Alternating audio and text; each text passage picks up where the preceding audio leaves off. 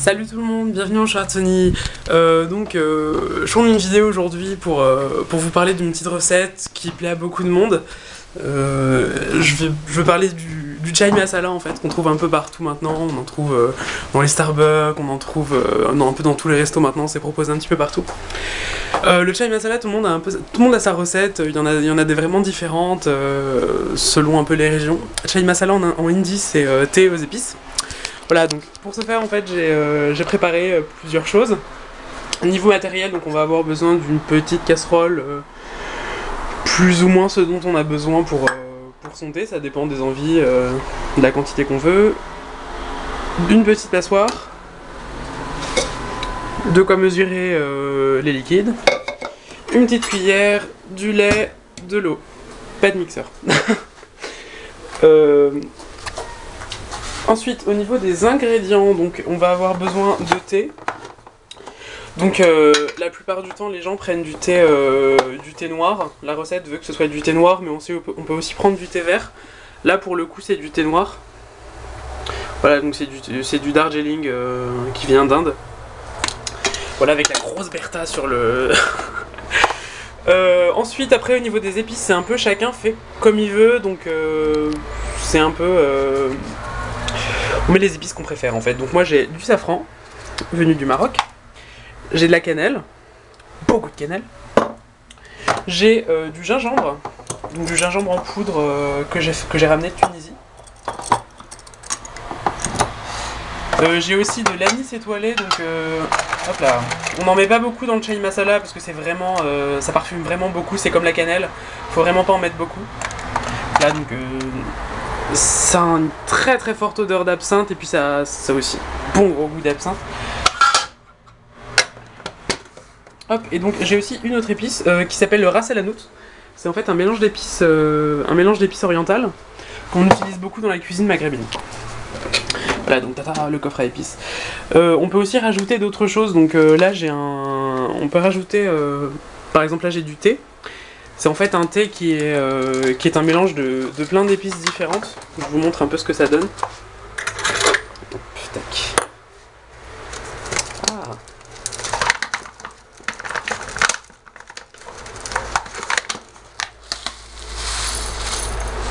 Voilà, donc comme on peut le voir, en fait, c'est plusieurs épices mélangées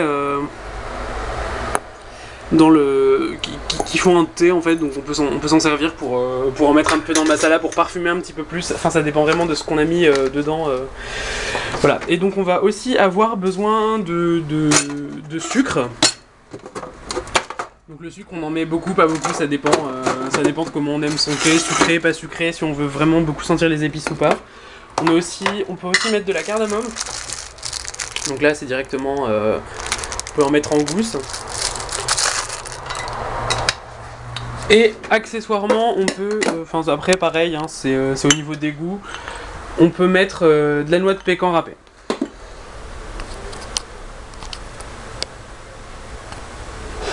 Allure. Donc on va commencer par le thé.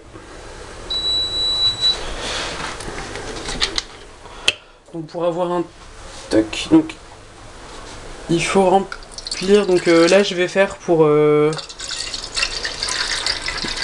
500 ml de chai, donc en gros on va mettre 250 ml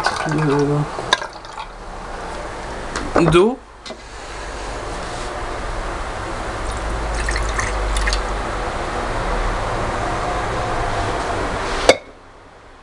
Ah merde, c'est pas des millilitres, c'est des centilitres.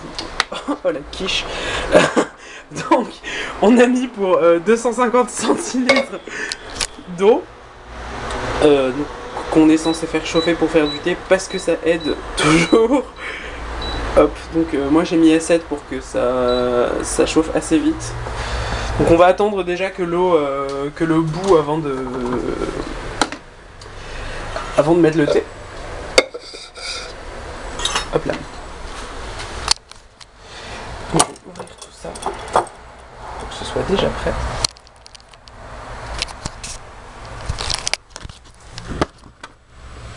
Donc en fait le chai, je le fais assez souvent parce que c'est un truc que j'aime beaucoup.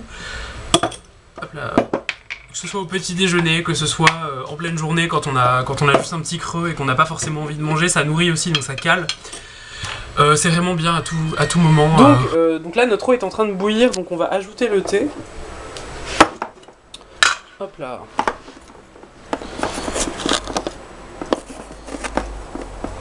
Attendez, je vais changer de main parce que c'est super compliqué. Donc selon les goûts, si on a envie que le chai soit fort ou pas, on peut mettre 1 ou 2 cuillères, ça dépend. Moi je vais en mettre qu'une parce qu'il y a déjà pas beaucoup d'eau. Et en plus non, je vais en mettre une demi parce qu'il y a déjà pas beaucoup d'eau. Si en plus on met la dose sur le thé, ça va pas le faire. Donc j'ai mis l'équivalent, oh putain ça sent bon. J'ai mis l'équivalent de 2 cuillères à café de thé dans 250 centilitres d'eau. Voilà, donc on va attendre un tout petit peu que ça infuse. Donc le temps que ça infuse, j'ai baissé, j'ai mis sur 4, le temps que ça, c'était sur 7. Le temps que ça infuse, on va faire le lait, façon de parler, parce que nous je ne fais pas de lait. Donc le lait, hop là. Moi je prends du lait demi-écrémé, mais ça dépend, on peut prendre du lait écrémé ou du lait entier, enfin c'est vraiment comme vous voulez quoi. Ah, c'est juste que par habitude, bon. Hop là.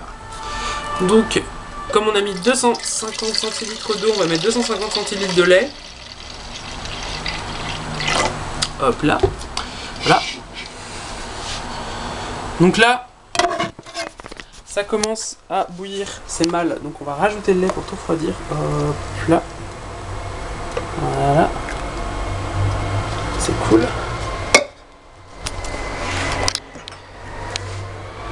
Et tu touilles, et tu touilles, et tu touilles, et tu touilles. On va essayer de faire en sorte que les feuilles de thé collent pas partout. Parce que ça se colle au fond en fait quand elles sont coupées finement comme ça se colle au fond, c'est juste une plaie pour les enlever ensuite.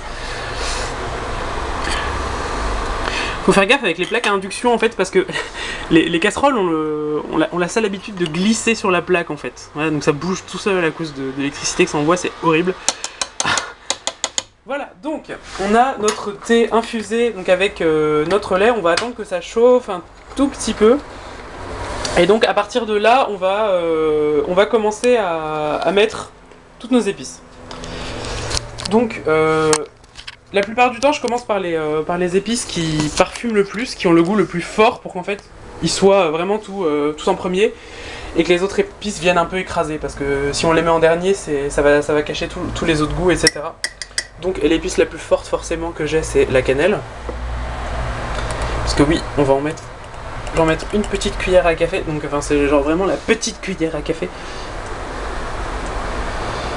Voilà, ça colore d'une part et en plus bon ça donne une base de parfum à votre chai.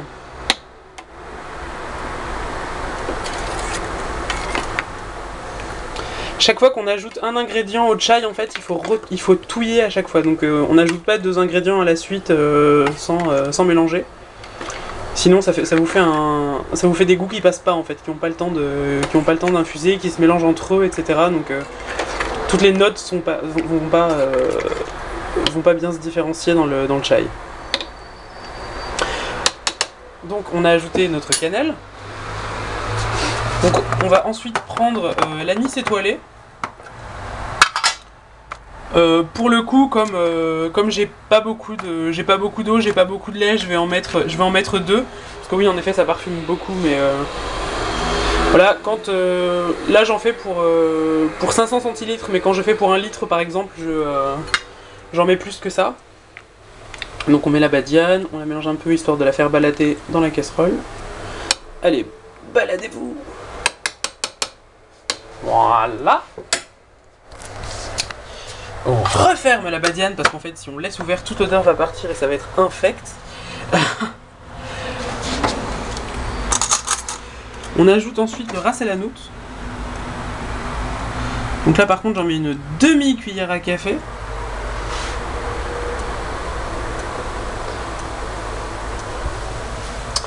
Tac. Donc en fait dans le ras el hanout, il y a tout un mélange d'épices, c'est un peu comme le curry en fait, on pense que c'est une seule épice mais non, c'est un mélange d'épices. Et parce que oui, le curry est un mélange d'épices. Et en fait, l'épice qui a le plus, l'ingrédient qui a le plus, en fait, qu'on ressent le plus dans le ras el hanout, c'est le clou de girofle. Ça pue le clou de girofle à des kilomètres, mais du coup, comme le clou de girofle se marie assez bien avec la cannelle et l'anis étoilé, en fait, c'est pas flagrant dans le chai. Voilà. Une fois le ras el hanout, mais pareil.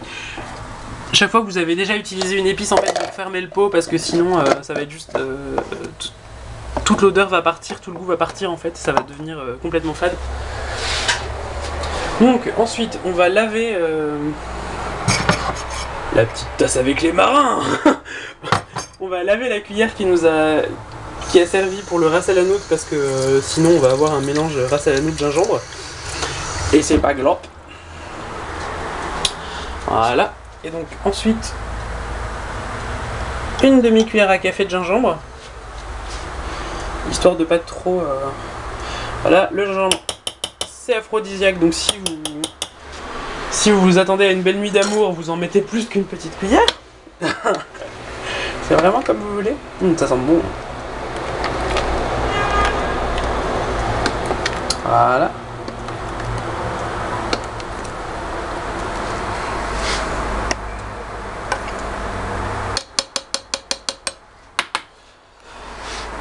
Ok, donc ça fait, moi je vais ranger mon lait.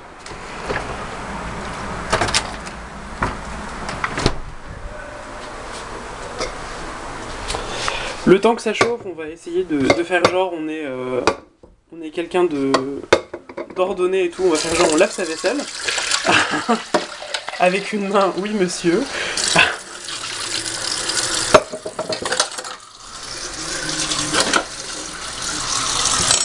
Pendant qu'on lave sa vaisselle, on peut se la jouer bucolique et on peut regarder par la fenêtre parce que c'est beau la vie.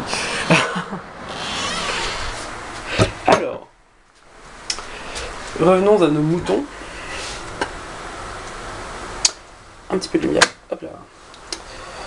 Voilà, donc là c'est en train de prendre plus ou moins. Hop. Là on commence à avoir une odeur assez typique du chai.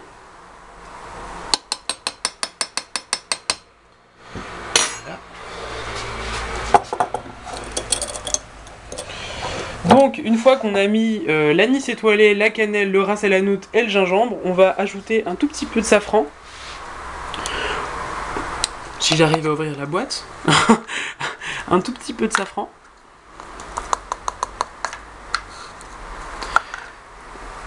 Qu'on va en fait réduire en poudre au-dessus. Pour donner une couleur jaune en fait Enfin pas vraiment jaune mais pour colorer un tout petit peu plus le chai, parce que bon souvent souvent il suffit que la cannelle soit pas de super bonne qualité ou le ras el hanout pareil pour que ce soit pas très très coloré, c'est pas très beau.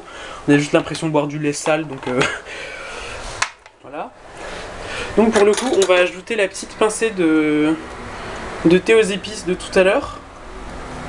Donc dedans il y a du cumin, il y a des plantes d'absinthe, il y a de la noix de coco, hop là, de la noix de coco, de la cannelle, de la pécan.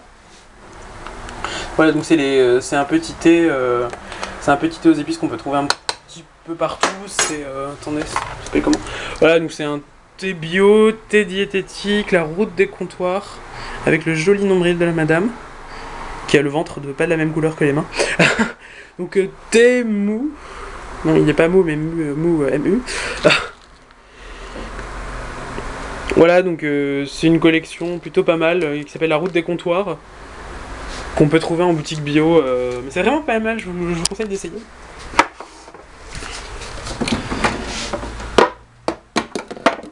Hop là. Donc aussi, petite astuce quand on veut faire du chai, si vraiment vous aimez pas trop le goût super épicé et orientalisant, vous pouvez vous taper un gros délire donc en prenant du thé au sirop d'érable. C'est un thé noir au sirop d'érable qui vient du Canada, qu'on peut trouver, enfin moi je l'ai acheté à la foire de Paris, mais on peut le trouver je pense dans certaines boutiques spécialisées aussi. C'est vraiment super bon, j'ai déjà essayé le chai avec, bon c'est concept mais faut vraiment aimer le le sirop d'érable. Voilà, on peut aussi mettre un tout petit peu de rooibos avec le thé noir, histoire de donner un autre petit goût un petit peu plus cramé au thé. Donc voilà, donc là le lait commence à mousser comme il faut. Ça écume bien. Voilà, et donc à partir de là, moi je rajoute un truc. Bon, tout le monde n'est pas forcément super fan de ma technique, mais moi j'aime bien. Je rajoute un tout petit peu de poivre blanc. Vraiment pas beaucoup, sinon ça vous bousille tout votre thé. Mais juste un tout petit peu. Voilà. C'est vraiment pas mal, ça rehausse le goût, c'est voilà. Moi j'aime bien. Je suis du genre à aimer tout ce qui est très épicé, donc voilà. On remélange encore une fois. Voilà, donc là on sent que le poivre vient d'arriver dans l'odeur là. Un peu l'impression d'être dans un train et puis de prendre plein d'épices au passage, et puis au final ça fait tout un groupe d'épices, c'est génial. Hop là. Voilà. Donc ces machins là c'est super pratique. Donc ce qu'on va faire, on va préparer le contenant, parce que bon après vous pouvez donc soit vous pouvez mettre directement votre thé dans une tasse, genre à l'arrache, allez on est des fous. Donc c'est avec les feuilles, avec les épices, de la poudre et tout déjà dedans. Moi je trouve que c'est pas génial niveau texture. Quand on a un thé en bouche et qu'il y a les feuilles et qu'il y a la poudre et tout, c'est pas génial. Donc moi ce que je fais c'est que je le filtre dans une cafetière. Un truc tout bête quoi, mais bon. C'est histoire d'avoir quelque chose d'un petit peu plus fin. Donc on va venir ici. Hop là, on éteint. Et là pareil il va falloir faire... Ah, donc attends, je vais reposer ça histoire de pas faire de bêtises. Hop là.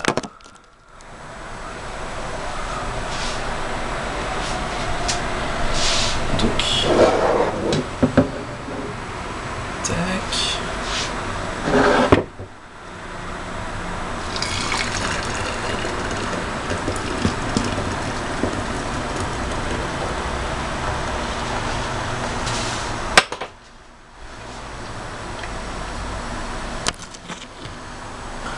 Voilà, donc là on vient de filtrer caca c'est pas beau. Donc toutes les feuilles de thé, badiane, toutes les épices qu'on avait dedans.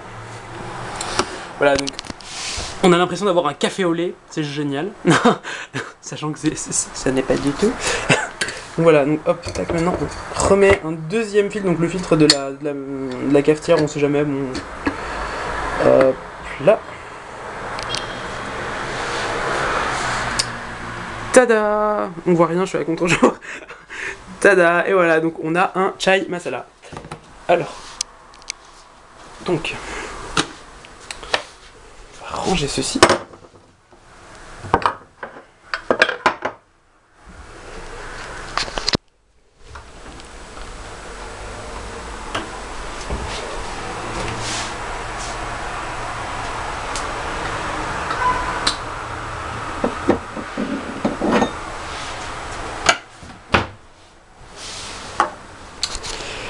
Donc voilà, on a donc notre petite chai, hop là, que je vais verser dans un petit verre. Donc la plupart du temps on prend des petits verres, c'est toujours mieux pour le savourer, histoire de ne pas prendre des grosses tasses. Bon après c'est comme vous voulez. Voilà, c'est plus esthétique, c'est plutôt pas mal. Et voilà, donc là donc on a fini notre chai. Quand vous finissez votre chai, vous pouvez le sucrer un peu comme vous voulez. Moi par habitude je le sucre pas, mais voilà, donc vous pouvez le sucrer un peu soit au sucre de canne, soit au sucre candi, soit au sucre blanc.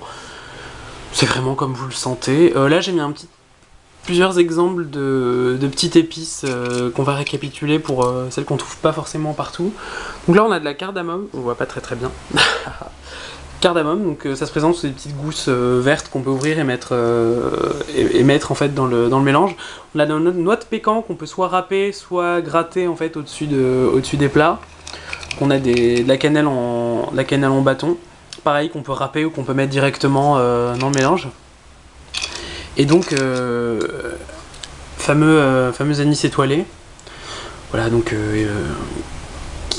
qu'on réussit à trouver un petit peu partout dans le commerce, mais bon, faut chercher quand même. Voilà, et donc du petit sucre de canne qu'on peut mettre avec le chai, c'est comme on veut. Et une petite bougie pour la chance. Voilà, voilà, donc merci d'avoir regardé cette vidéo, et puis si jamais un jour vous avez un peu de temps et des épices, et puis l'envie de goûter au chai masala, donc écoutez, j'étais ravi de vous montrer cette recette. Bye bye.